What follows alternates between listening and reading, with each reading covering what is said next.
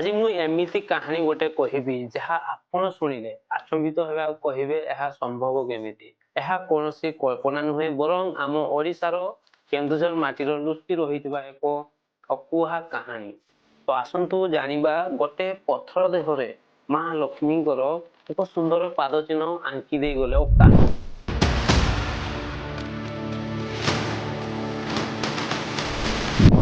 बहु वर्ष तलर कथा गोटे उच्च पहाड़ तले आदिवासी परिवार जने रहुथिले। से परिवार बुढ़ा बुढ़ी 2 जन 7 पुओ 7 झील किंतु एते बड़ परिवार थाई मध्य घरे खंडे दाना न थाए खाइबा से माने जंगल रु जाई फल मूल कंदमूल एई सब संग्रह करंती और जीवन यापन करंती। से माने चाष मध्य करंती धान गहम हळदी राशि एई प्रकार चाष भी करंती किंतु सही कपाल लिखन जहा भाग्यर अछि मरुड़ी जोगु चाष मध्य भल हेई नथिला जहा फल रे से माने भोक उपास रे रहुथिले।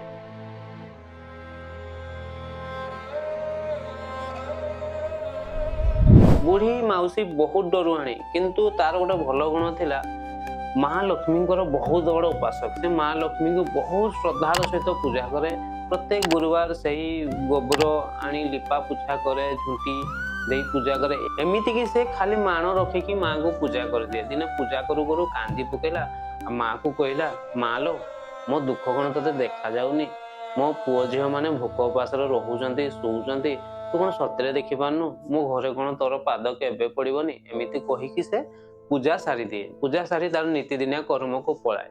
जिते से संज बेला आसिकी घरे देखे से पाई माने मान रे देखे जे सुना रंगर धान भरी अच्छी। तो खुशी आत्महरा हो बुढ़ा को कहे जे देख बोधे माँ लक्ष्मी कृपा कर खाली पाईटी आज भरी होगी अच्छी।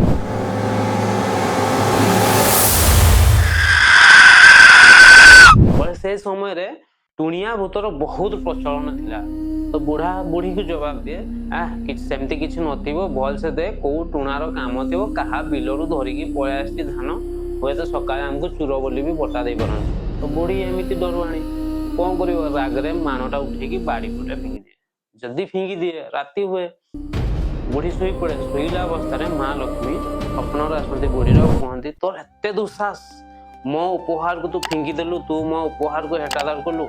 बुढ़ी से बरडा पत्र वाला थरिबा काकुतु विनती की भूल मांग माँ मोर भूल हो गला मत क्षमा कर दियो माँ एटा लास्ट थर मु अजाणत करदेली मु बुढ़ी मनीष ये टाइप तार काकुतु विनती की बहुत बोल मांगे माँ क्षमा भी कर दे। जो क्षमा कर दियंती बुढ़ी माउसी से चालाकी कर दे कहे जे माँ मु केमती जानिबी तू मो घर को आसीथिलु बोली। तो माँ लक्ष्मी कहते ठीक अच्छे आगामी गुरुवार आसंता गुरुवार तू से पहाड़ ऊपर पाखक जीवु आ तू जापर मु सतरे आसी ना यहाँ गोटे स्वप्न बोली।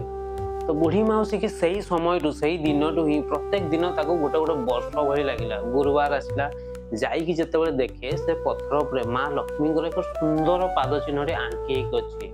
तो सही सेबेठू यही एरिया को यही स्थान को लक्ष्मीपाद बोली जानिले। आ बुढ़ी माउसी जिते आसिक घरे देखे से मान में बहुत सारा सुना भरी थाए। तो ये थिला लक्ष्मीपाद कहानी। जदि केवल आसुचंते निहाती लक्ष्मीपाद बुलिकी जातु एबे भी से माँ लक्ष्मीपाद अच्छी। जय जगन्नाथ पुणी देखा आगामी वीडियो रे स्टे ट्यून्ड।